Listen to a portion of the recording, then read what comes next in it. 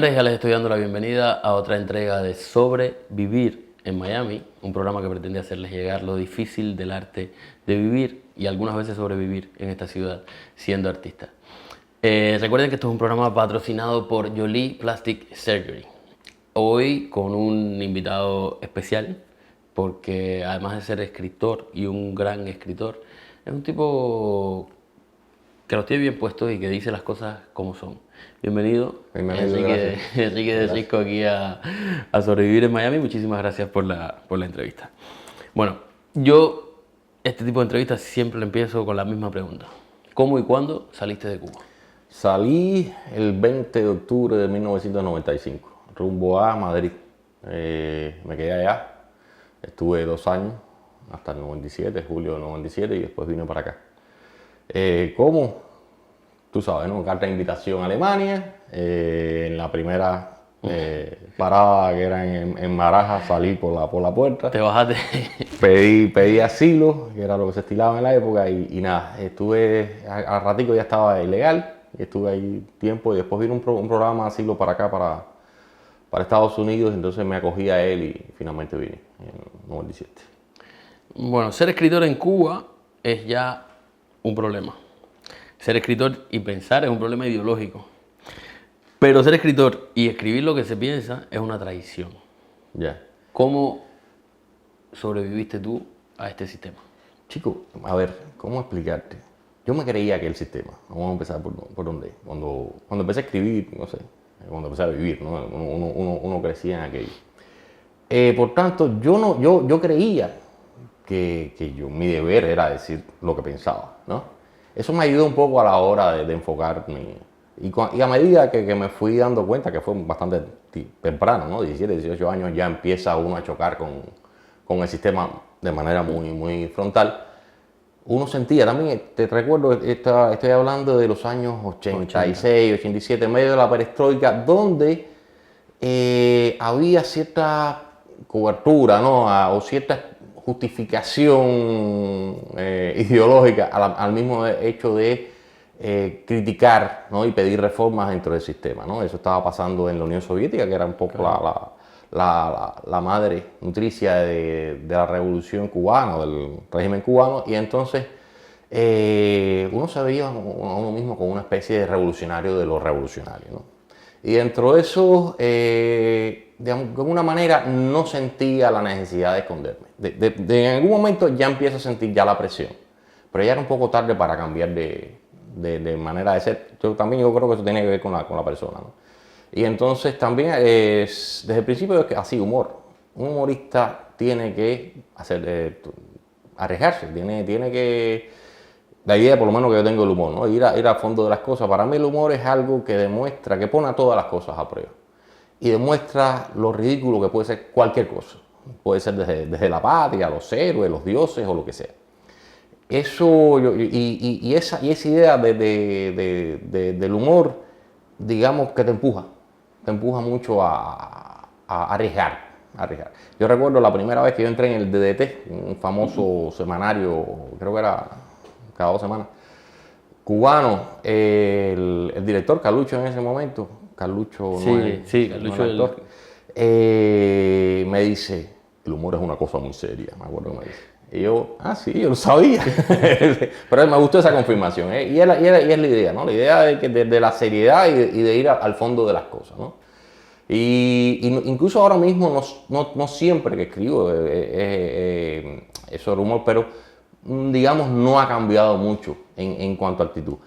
Uno, por supuesto, en Cuba se cuidaba más. Es decir, uno en Cuba no decía Fidel Castro, no decía el comandante, pero muchas historias habló de un presidente, ¿no? En Cuba escribía, y eso me metió en mil problemas, pero esa era, digamos, la máxima cuidado que tuve de llamarle presidente a Fidel Castro.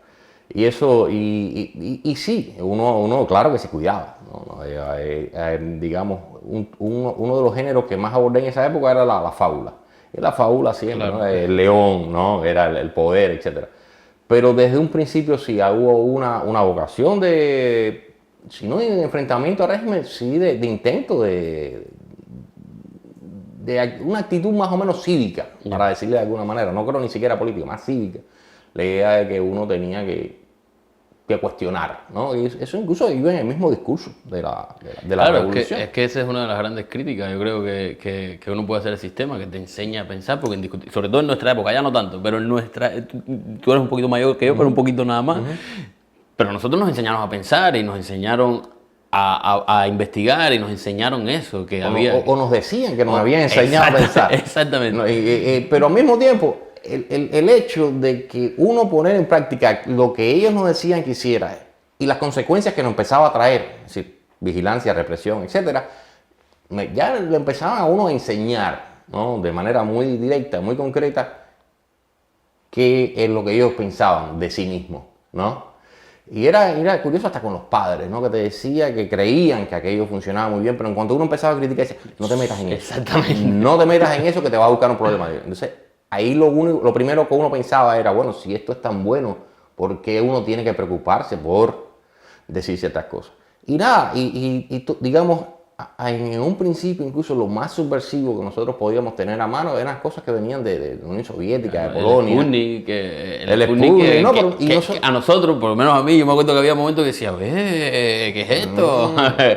Y entonces eso nos ayudó mucho a abrir los ojos de tener referencias parecidas, es decir, estas famosas regularidades del socialismo que decía, existían, pero todas eran malas. Es decir, todo lo que se cumplía, todo en lo que coincidían todos estos países era en esto, en la ineficacia, en la burocracia, en la represión, en la vigilancia, en la sospecha.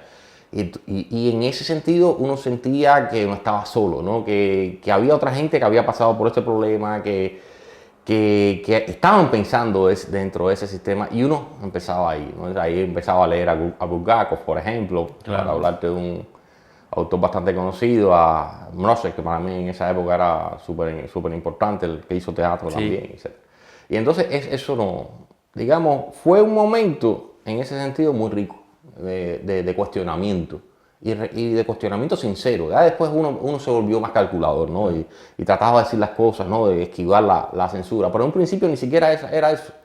Era uno impulsado por la creencia de que realmente podía mejorar aquello. Cuando uno se da cuenta que el sistema es inmejorable, no porque fuera perfecto, sino sencillamente se resistía a cualquier cambio que incluyera más participación de los ciudadanos, más libertad de cualquier tipo, ya te das cuenta que no tienes espacio ahí.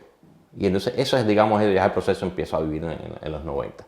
Pero lo empieza a vivir en medio de periodo especial, en el cual ellos, cuando digo ellos, por supuesto me refiero a poder, han perdido poder, han perdido control, mucha gente se le está yendo, mucha gente no está dispuesta a pegarle a su vecino por 200 pesos, que no valen nada en ese momento. Y entonces el control sobre incluso las instituciones estatales se reblandece. Yo me acuerdo que muchas presentaciones que hice fueron en instituciones estatales, pero que estaban dirigidas por gente de mi generación, que estaban pasando el mismo hambre que yo, y te invitaban, y el día que los amenazaban con expulsarlo de ese lugar por haberme permitido a mí presentarme, decían, te puedes quedar con tu trabajo ahora mismo. Y eso hacía, digamos, daba una libertad que no conoció la generación anterior y posiblemente ni siquiera la posterior. Claro, no, es el momento más irreverente que tiene la sociedad cubana, es el momento donde los cubanos de verdad y voluntariamente decidieron decir, al carajo todo el mundo, esto no está funcionando. Estamos hablando de, qué sé yo, el 94, con la crisis de los balseros. Yo recuerdo en La Habana, que andaba en bicicleta, pararme en un semáforo y empezar a hablar más del gobierno con el tipo que estaba al lado. Y el tipo estaba en la misma tesitura que yo. Estábamos, digamos, era como que todo, estábamos pensando más o menos lo mismo. El problema era que nunca pudo vertebrarse por digamos, las condiciones del sistema, ese descontento, pero el descontento estaba en todos lados. El compañero que me atiende, ¿de qué va este libro con nombre de Informe de Villamarista? Es curioso decir, esto, para nosotros está muy claro. Nosotros los cubanos sabemos, es un eufemismo para decir el policía que nos vigila, ¿no? Que nada, esto empezó por eso, tengo un amigo con el que he hecho muchos proyectos juntos, Francisco García, que vive en Canadá, y entonces estábamos hablando, él estaba hablando del compañero que lo atendía, él tuvo como varios episodios con compañeros que lo atendían, con vigilantes, y y me comentó esto, ¿no? Entonces pensé lo interesante que podía ser, ¿no? Hacer un libro con su experiencia y con otras experiencias. La experiencia de él, por cierto, era muy parecida a la mía, así que me parecía innecesario, ¿no? Escribir más o menos lo mismo, nos atendió el mismo compañero, para decírtelo rápido. Y entonces le propongo esto a Hipermedia, que es una editorial manejada por cubanos en España, interesados en estos temas, y le dijeron que sí, que les encantaba la idea, pero no había nadie dispuesto a hacerlo. Entonces, bueno, decidí yo asumir la edición. Y cuando empecé, ¿no?, a enviar las invitaciones, sentí una respuesta demasiado entusiasta. Era como si la gente estuviera hace rato esperando esa señal, ¿no? En el sentido que mucha gente tenía textos escritos sobre eso, pero muchos estaban hace tiempo esperando un momento así como para poder hablar de su experiencia. Y yo creo que sí, yo creo que ha pasado suficiente tiempo como para empezar a procesar eso y verlo y ver, digamos, el famoso daño antropológico, cómo uno de sus centros está en esta desconfianza social, ¿no? En estas relaciones en que somos cuatro, estamos hablando de algo y uno está pensando, uno de nosotros es un chivato. Exacto. Y entonces esa paranoia es parte de ese estado, ¿no?, que se crea y que ayuda a controlar, incluso sin ser verdad, porque no siempre ellos saben todo ni están en todos lados. Y entonces, a medida que empecé a recibir trabajo, me doy cuenta de que con esto se puede hacer una historia de esas relaciones entre el poder y el poder vigilante y los escritores cubanos. Y entonces este libro más o menos abarca desde los años 60 hasta ayer prácticamente. Hay textos. ¿Son textos de ficción? Yo fui muy abierto en eso. Yo acepté y me mandaron, ¿no?, de todo. Hay textos de ficción, hay textos, hay muchas ficciones un poco disimuladas, que uno se da cuenta que hay una historia muy real detrás de todo eso. Hay poemas, hay muy pocos, poemas, 2 o 3. Hay un par de obras de teatro, pequeñas, no obras, piezas cortas. Pero hay muchos testimonios, hay muchas memorias, hay eso, y hay muchas que son, uno lo siente como muy, que la gente está hablando muy en serio de su experiencia y muy reflexivo con esa experiencia. Y no necesariamente, hay mucho desprecio, por supuesto, hacia el compañero que me atiende, etcétera, ¿no? De que lo que nos atendió, pero y de venganza postrera, ¿no? Pero también hay esta comprensión del fenómeno, de una reflexión de cómo nos destruyó, de cómo nos afectó a todos, ¿no? Claro.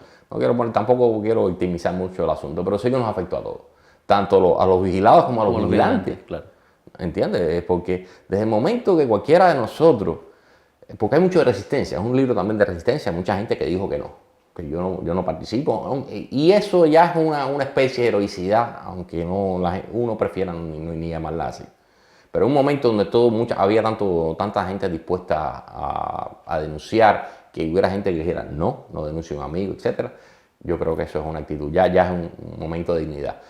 Pero hay de todo, hay confesiones más o menos claras, pero están ahí, ¿no? Hay gente que se sienten afectados por eso, pero también hay comprensión. Es decir, este tipo a lo mejor hubiera sido una buena persona si se hubiera dedicado a otra cosa.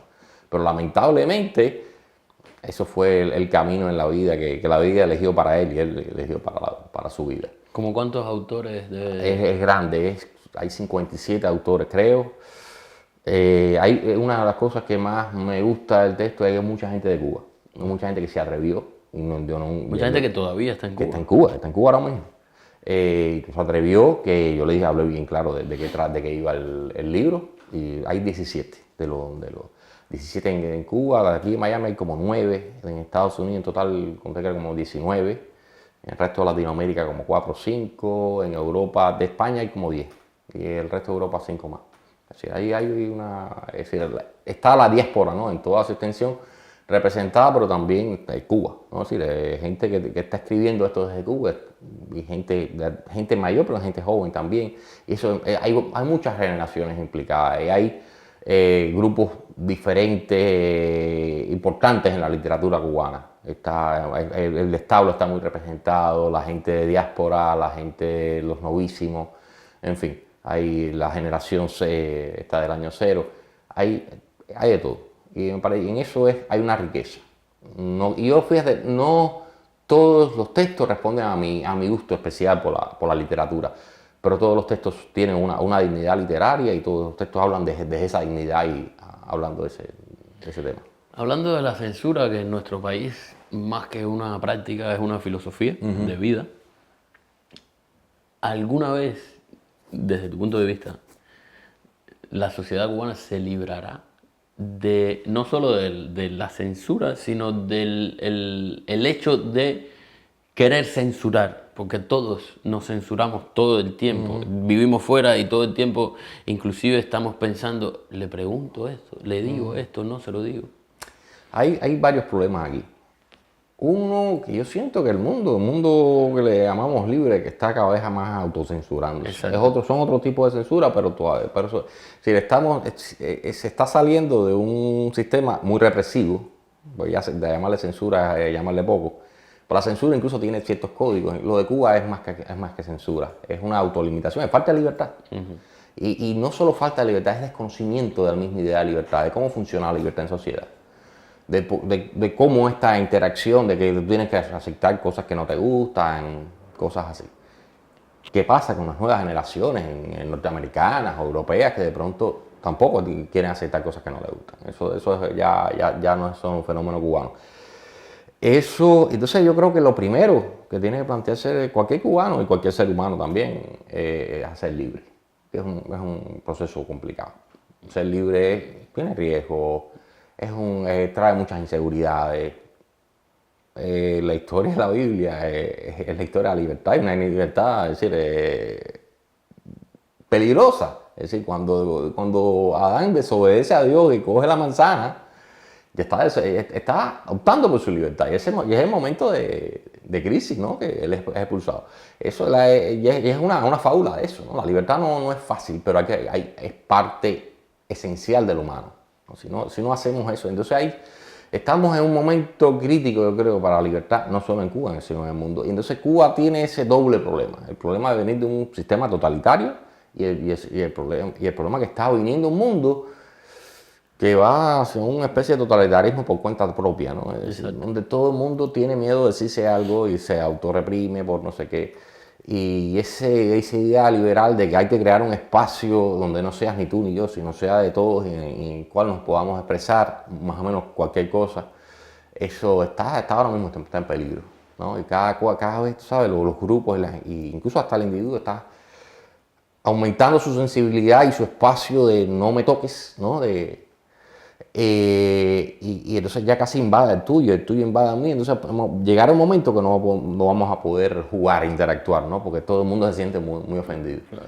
Y eso me parece complicado, pero no sé, yo creo que quiero pensar que también Cuba sirvió un aprendizaje, por lo menos de ver la parte negativa. Claro. ¿No? De no tener libertad, de saber, ¿no? cuál es el precio de la libertad y cuál es el precio de no tenerla.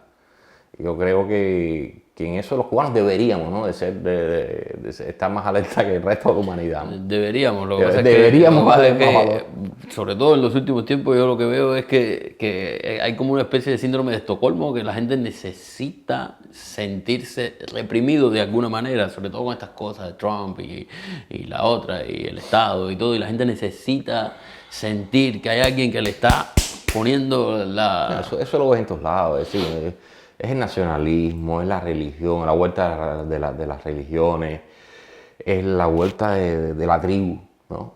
Ahora hay muchos tipos de identificaciones, ¿no? Étnica, religiosa, nacional, qué sé yo, que están marcando esta búsqueda de una protección donde te sientas más cómodo, donde cedas tu libertad a cambio de ese cuidado, de esa seguridad que en este mundo te quita, ¿no? Porque mientras más libre eres, menos seguro. Exacto. Está claro. Bueno, tú, además de escritor, eres un miembro activo la sociedad civil, por decirlo de alguna manera, eres un tipo que has plantado tu opinión y la has dicho y la has hecho sonar donde quiera que has estado. ¿Cómo ves la salud de eso que se llama oposición al régimen cubano? Chico, no sé, la verdad, me parecería, la salud en general de la situación cubana yo la veo muy mal, ¿no? Ahí sí te digo, hubo momentos, ¿no? A pesar de que había represión, etcétera, que alimentaba más la esperanza por muchas cosas. Ahora siento una gran división, lo cual es bastante obvio, no tengo que estar. No quiero optar por ningún grupo ni nada. Es decir, para mí la oposición sí quiero seguirla viendo como lo que es. En mi casa está abierta prácticamente a todo el que pasa por ahí, sea opositor o no, digo, ¿no? Y en ese sentido me preocupa. Y yo creo que está un poco desnortado. Tanto, no sé, apostarle a la carta a Trump, por ejemplo, me parece una cosa muy peligrosa. Es como el beso de la muerte, ¿no? Es alguien que no creo que esté, no solo que no esté interesado en la libertad cubana, sino que no entiende lo que está pasando. Y después, digamos, también de lo compleja que fue la situación previa con Obama, a mucha gente puede ver a Trump como una solución y no creo que tampoco lo sea. Entonces yo veo que es un momento de mucha de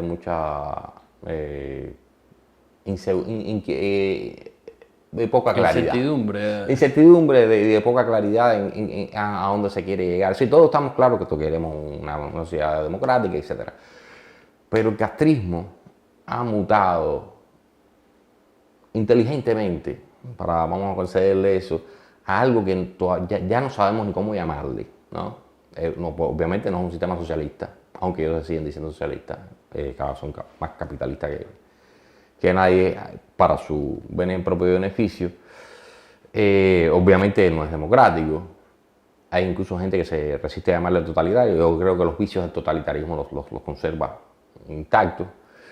Pero el caso es que es cada vez, ¿no?, más difícil encasillarlo, ¿no? Y ellos no sé a dónde quieren ir. Obviamente ellos quieren mantenerse en el poder, no sé exactamente qué medios, no sé si van a ir a una sucesión dinástica, como yo pensaba hasta ahora, no sé, o van a disimular incluso esa sucesión con algún pelele que haga las veces de jefe. Pero yo lo que siento, y esto va más allá de la oposición, veo la sociedad cubana que está muy desnortada. Es decir, ahora mismo hay un sálvese que pueda, impresionante. Es decir, gente muy buena que tú lo ves que no tienen claro para dónde quieren ir. Es decir, ese concepto de comunidad, concepto de patria en el sentido de una comunidad en donde tú y yo quepamos aunque no pensemos igual. Exactamente. Eso, cada vez hay más desconfianza hacia eso. Y no veo las maneras de reconstruir eso que se ha destruido. Y lo curioso es que la idea de país, muchos cubanos la están asociando al castrismo.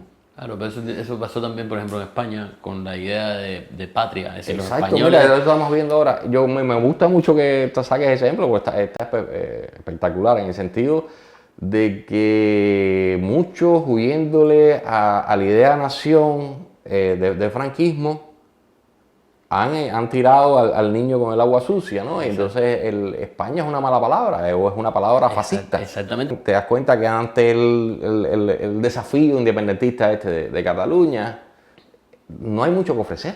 Es decir, no hay una nación española que incluya a España, que incluya a Cataluña, que incluya al resto de las comunidades, con un cierto sentido de pertenencia real, firme, y que haya algo más que el mutuo interés económico. Porque esa es la otra. Una nación no es solo el mutuo interés económico, eso es un consorcio. La nación tiene que tener, ¿sabes?, estar conectado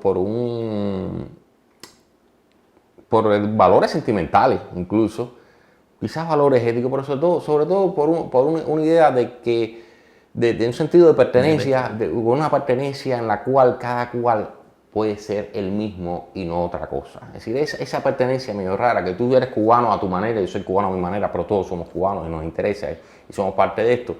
Eso se ha debilitado mucho y lamentablemente el castrismo se aparece como el rescate, ¿no?, de todo eso. Ellos siempre están, en los últimos tiempos, fíjate, cada vez que habla un funcionario es para hablar en nombre de la nación, no del socialismo, de la nación, y de cómo ciertos fenómenos están afectando a esa nación, desde usar un delantal con una bandera, cosas así, a lo que sea, ¿no? Ellos son los defensores, ¿no?, del ideal nacional, más allá de que el castrismo ha destruido la nación, como todos sabemos, económica, política y socialmente, ¿no? Y entonces es muy raro. Es decir, los destructores de la nación se presentan como los salvadores de la nación al mismo tiempo y la gente le funciona así.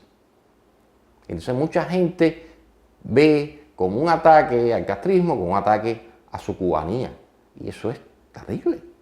Porque, digamos, es decir, ¿cómo tú te vas a sentir tan identificado con alguien que todo lo que hace es limitarte la vida?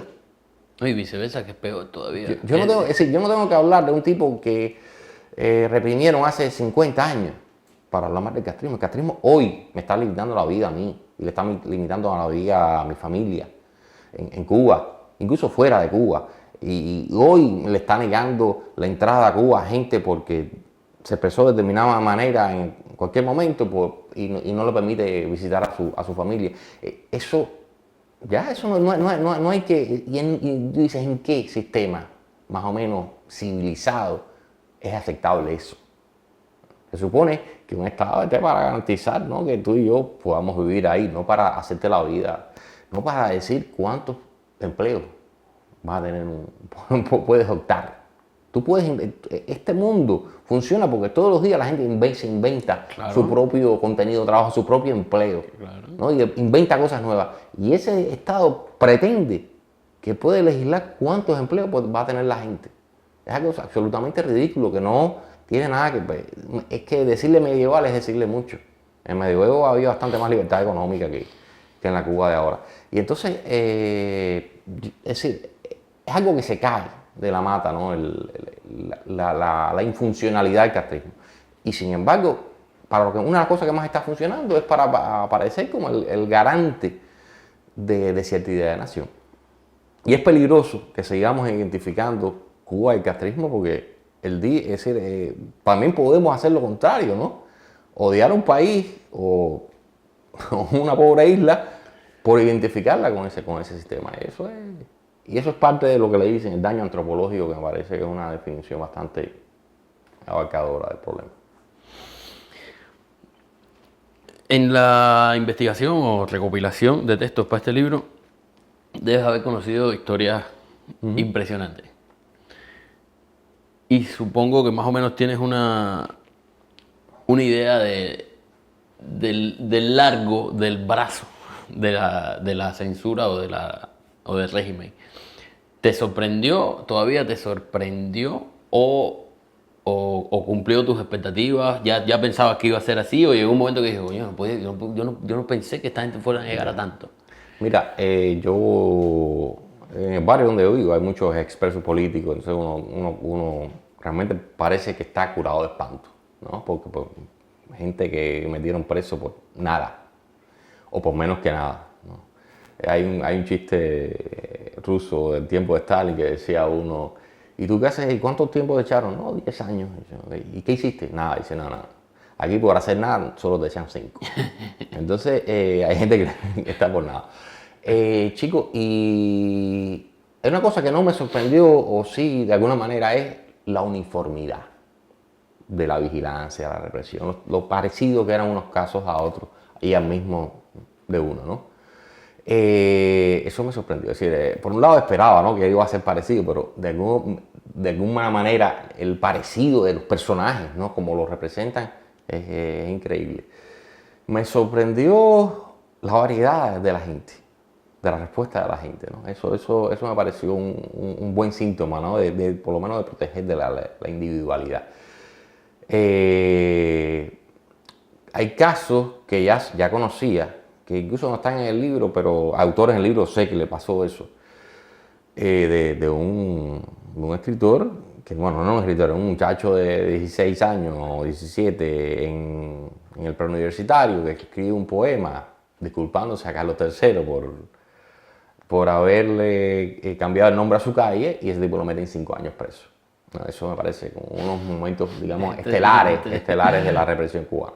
Pero me sorprendió, eso sí te digo, de un escritor, ese caso lo estoy mencionando en donde quiera que me preguntan, que el año pasado, cuando murió Fidel Castro, él puso una frase así, y cuando nos despertó el dinosaurio ya se había muerto, qué sé yo, lo dejó un par de días, después lo quitó porque le pareció que, no sé. Y a partir de ahí le han prohibido la entrada en Cuba, un libro que iba a publicar en Cuba se lo prohibieron, etc. Es decir, que la censura, la represión, la vigilancia sigue viva ahí en juego. Eso no me sorprende, pero que lleguen a ese punto, ¿no? De estar vigilando quién dijo qué a partir de la muerte de Fidel Castro, que deberían ser un poco más comprensivos con la alegría de muchos, ¿no? Claro. Pero eso me sorprende un poco, la verdad. Pero no sé, hay muchos casos curiosos de todo tipo, de gente, no sé, que lo pusieron a chivatear a los 14 años. Hay una cosa que yo sabía de antes, que no sé si sabes, que había un preuniversitario en Isla de Pino, por lo menos en mi época, donde iban a entrar muchachos a 14 años a ser segurosos, agentes del MINIM, desde los 14 años. No sabía ese caso específico. Pero estamos hablando de cientos de personas. Y esos muchachos, muchos de ellos terminaban la carrera de periodismo, por ejemplo, tenía una nota tan alta para entrar, porque buena parte de las plazas se destinaban a esos muchachos que venían de ese preuniversitario del Ministerio del Interior. Y entonces esos tipos terminaban siendo, claro, porque el periodismo, un periodista puede juzgarlo donde quiera. Claro. Y me enteré de todo esto por un seguroso que se había graduado de periodismo y terminó siendo representante de La Habana Club en Sudamérica, ¿no? Entonces y siempre era como gente, ¿no? Y entonces, digamos, estamos hablando de una sociedad que la estaban educando para eso, o por lo menos una parte de la sociedad. Bueno, que está la UCI ahora, que es un nido, es una cantera de cibersegurosos. La semana que viene vas a tener por acá a Eliezer Ávila, que te explicará cómo funciona eso por dentro, ¿no? Así que mejor que te lo explique él y no yo. Bueno, tú eres escritor, pero eres un humorista, un sátiro, un hijo de puta, vaya, en buen cubano. Ya. ¿Qué valor tiene el humor en la vida de un censurado? Bueno, es una garantía de que te van a censurar. No por donde, ¿no? Si tú haces humor, es decir, si tú haces otra cosa quizás no, pero si tú haces humor... la censura en Cuba, en los años 80, cuando yo empecé a escribir, era tan ridícula como para prohibirte decir la palabra calzoncillos en un programa de televisión. ¿Okay? Decir la palabra calzoncillos, ya no aparecer en calzoncillos. Y de pronto podía aparecer alguien desnudo en alguna serie, ¿no? Pero decir la palabra calzoncillos a los humoristas estaba prohibido. Usar policía o vestidos de policía estaba prohibido. Había un montón de prohibiciones ya de entrada. La gente habla mucho del quinquenio gris, ¿no? Imagínate cómo debe haber sido el quinquenio gris para los humoristas en Cuba. Yo era un niño, pero evidentemente por los resultados del humor en Cuba a principios de los 80 es una cosa horrorosa. Por eso el movimiento de humor que hubo en los 80 para mí tuvo tanta fuerza, porque había un vacío tan grande que había. Uno sentía que había que decir otra cosa.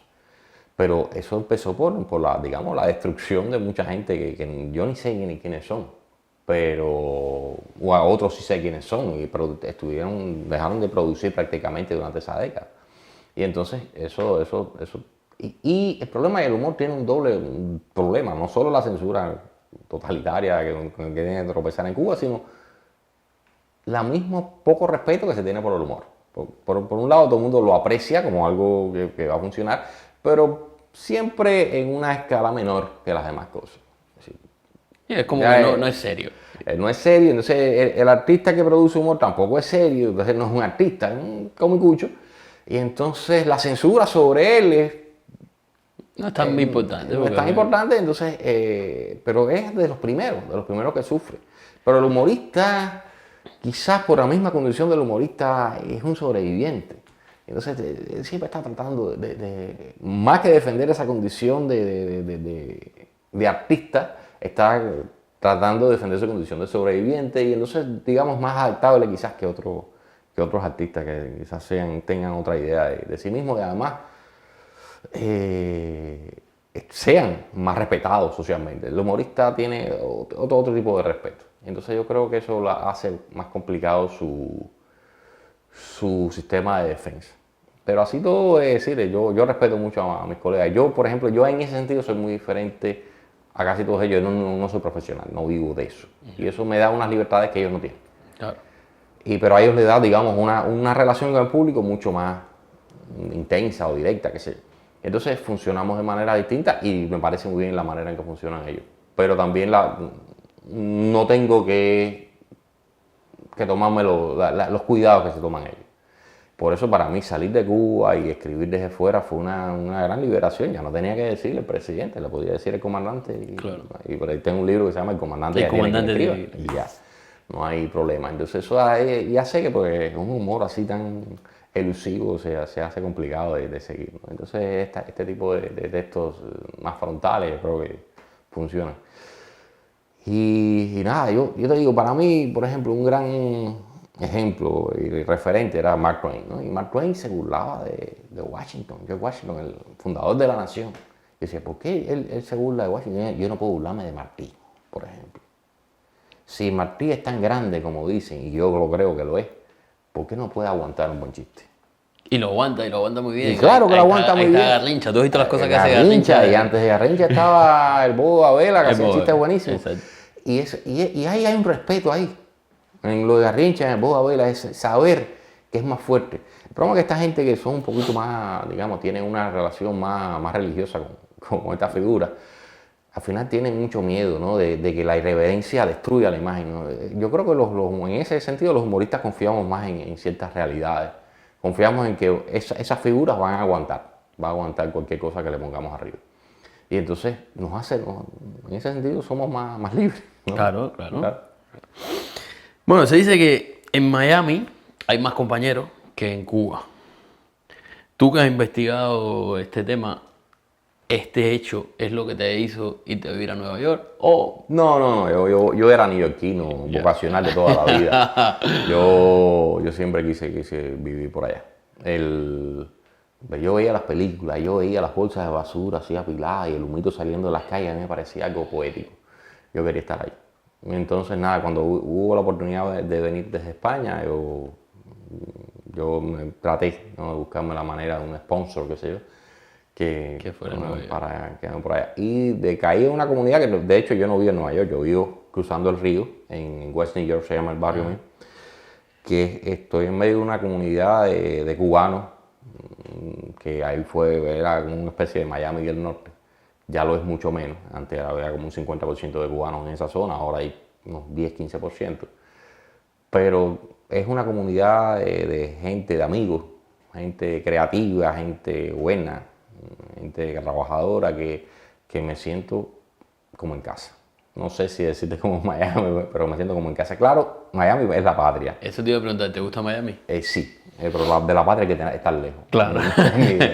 Y entonces, pero sí, yo me siento muy bien en Miami. Yo llego a Miami, a mí me atienden muy bien en Miami. Los compañeros aquí me atienden muy bien. ¿Tú crees que este libro sirva para abrirle los ojos a esta gente que defiende la revolución desde el living room, con una computadora, con internet? Chico, yo desconfío mucho de la capacidad de esa gente para entender nada, y más esto. Yo creo que no. Es decir, conocer, ¿no? En el conocer hay mucho de vocación, de disposición.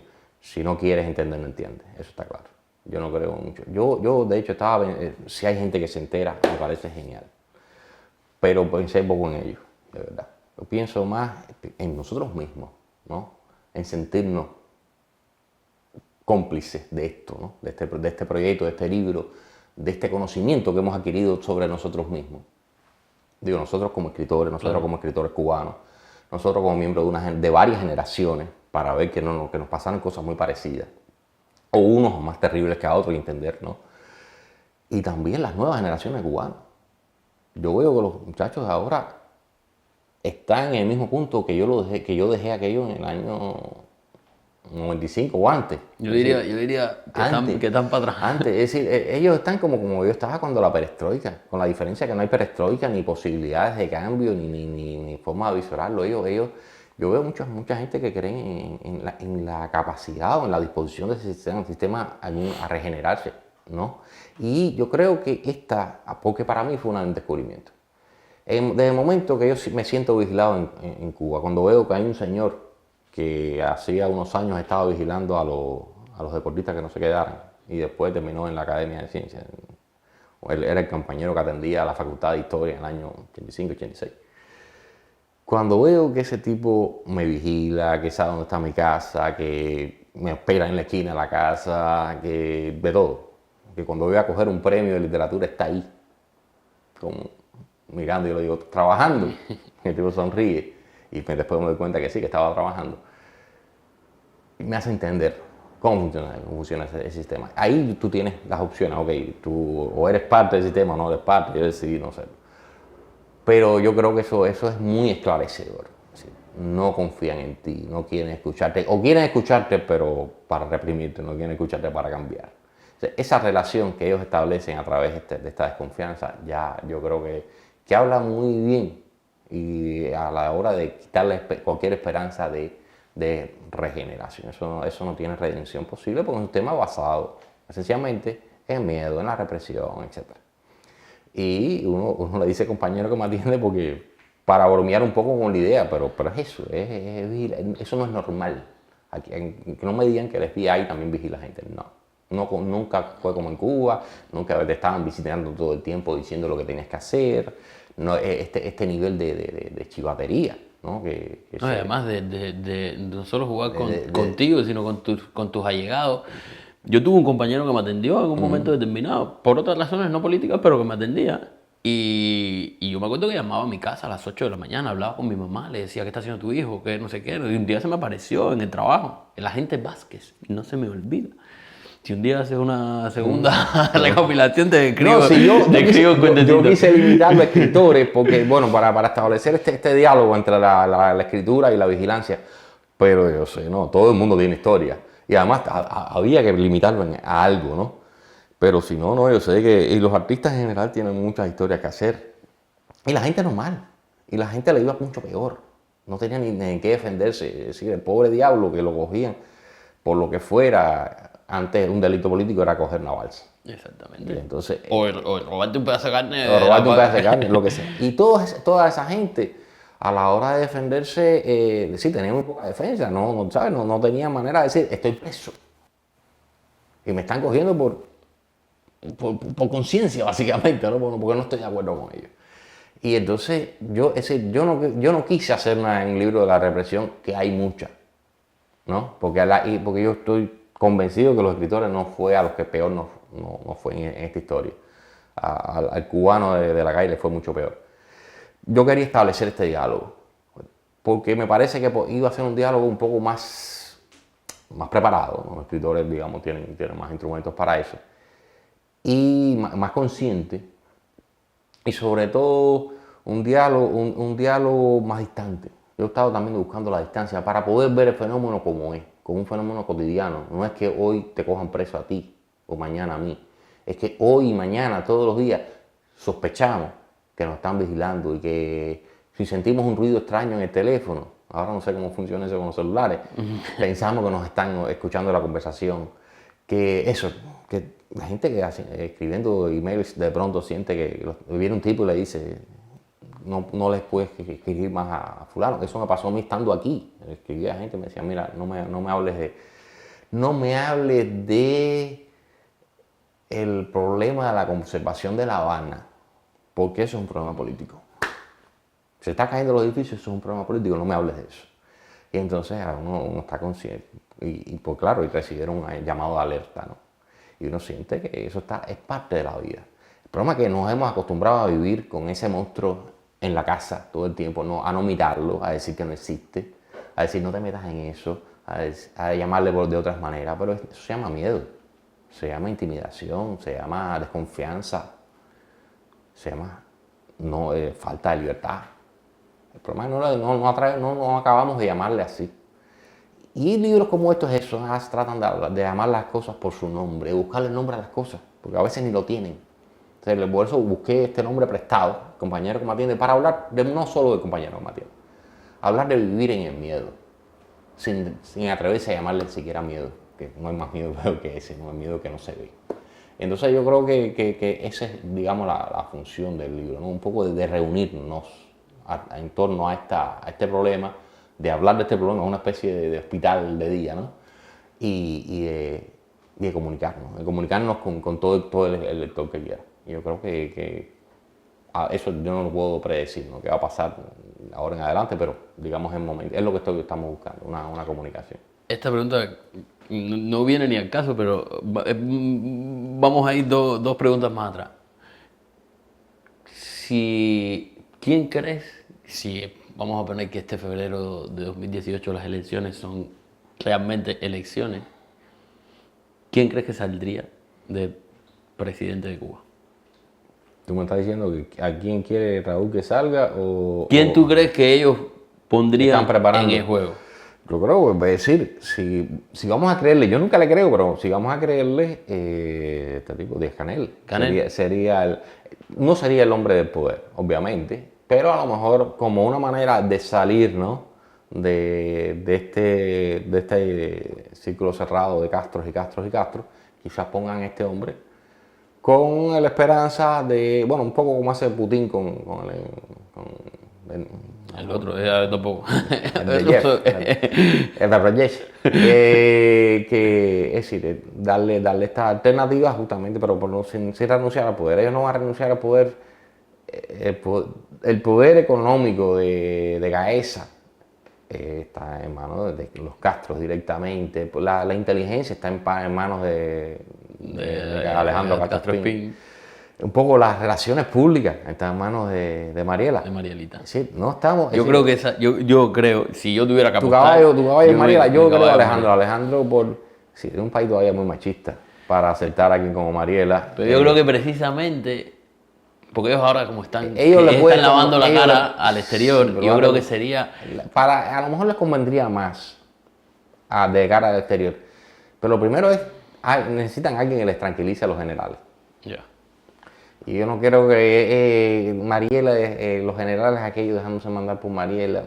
Ahí sí, en eso tienes razón. Entonces ellos, te digo, porque es su estructura súper machista y yo creo que le dicen el tuerto, Alejandro Castro quizás sea el tipo que más cumple con ese perfil que ellos necesitan. Si no, en primer plano, en un segundo plano de poder. Igual Raúl tampoco va a abandonar el poder del todo. Y el castrismo ahora mismo parece que está en piloto automático. No hay que hacer mucho. Pasó un ciclón, acabó con el país, no salió nada, y no pasa nada. Es un país que está ahora mismo en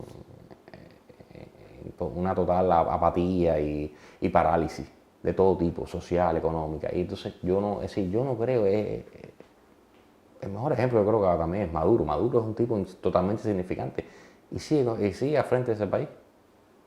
Y tú dices, bueno, en fin, no le puedes acusar de inteligente ni brillante, no lo puedes acusar de nada. No, ese es un... Y sin embargo está ahí.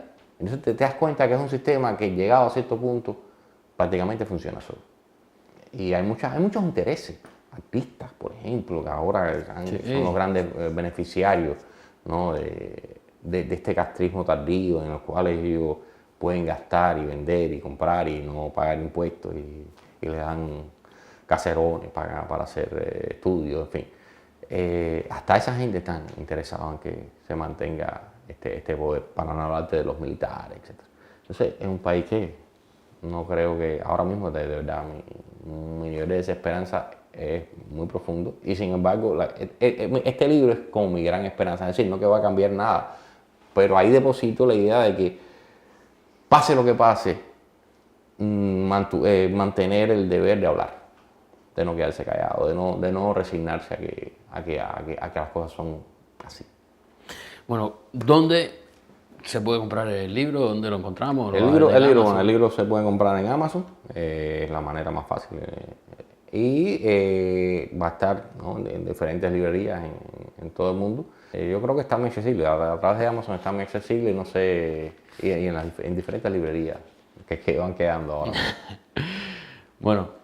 Muchísimas gracias. No, gracias a ti. Gracias a ti. Disculpa por hablar tanto. No, que va. Si a mí lo que me gusta, si yo sabía, decía que desde ayer le dije a Alicia, mañana voy a hacer una entrevista de las que me gustan, gente con las que se puede hablar y hablar de todos los temas.